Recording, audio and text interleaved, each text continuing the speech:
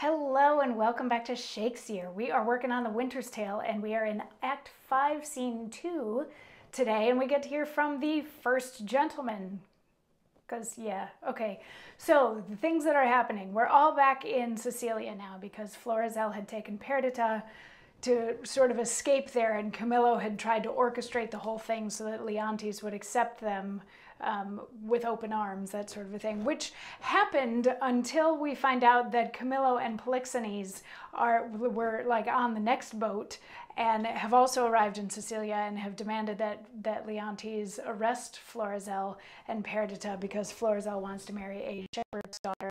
But the shepherd and the clown were on the same boat as Polixenes and Camillo, and apparently Autolycus was there too, because remember, Autolycus took a whole bunch of money from the clown and the shepherd so that he would take them to where the king was. So they're on boat number 2. Boat number 1 was Florizel and Perdita, and they got to Sicilia and found Leontes, who remarked how beautiful Perdita was.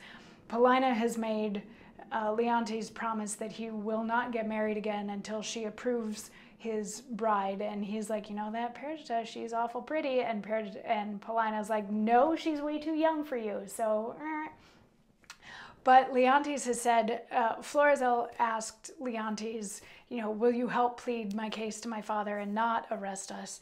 So Leontes has said, well, I'll go meet him and at least find out what's going on and see what I can do. And that was the end of Act 5, Scene 1. So Act 5, Scene 2, we're outside the room where everything's going on. Like imagine a courtroom or something like that, or a stateroom, whatever.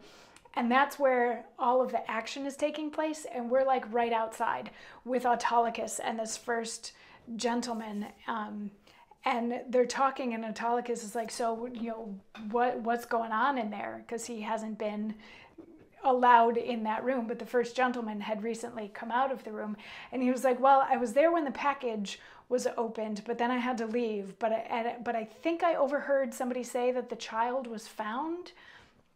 And Autolycus is like, wait, what does this mean? And the first gentleman says, I make a broken delivery of the business, but the changes I perceived in the king and Camillo were very notes of admiration. They seemed almost, with staring on one another, to tear the cases of their eyes. There was speech in their dumbness, language in their very gesture. They looked as they had heard of a world ransomed or one destroyed. A notable passion of wonder appeared in them, but the wisest beholder that knew no more but seeing could not say if the importance were joy or sorrow. But in the extremity of the one, it must needs be. Here comes a gentleman that happily knows more. The news, Rogero.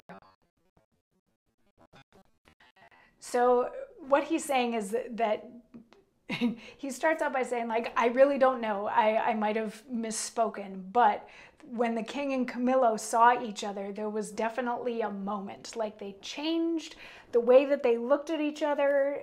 They weren't saying anything, but it said volumes, the way that they were interacting with one another. But this first gentleman couldn't tell if they were happy to see each other or sad to see each other. He was like, it was really, really hard to, you know, sort of feel that out. And then he's sort of relieved because another gentleman comes out of the room and he's like, so what's going on? And the second gentleman is like, the king has found his heir. And the heir, and here's a third gentleman.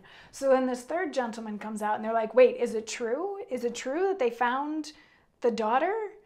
And he's like, yeah, they went through all of the stuff that they found with Perdita when the shepherd and the clown found her, and there was, you know, like it was the queen's stuff, it was the queen's jewelry. There was a note from Autolycus that people have verified was written in Autolycus handwriting, so it's legitimately from him. They're like, yeah, all of the stuff that she had with her when she was found points to the fact that this was Leontes' daughter.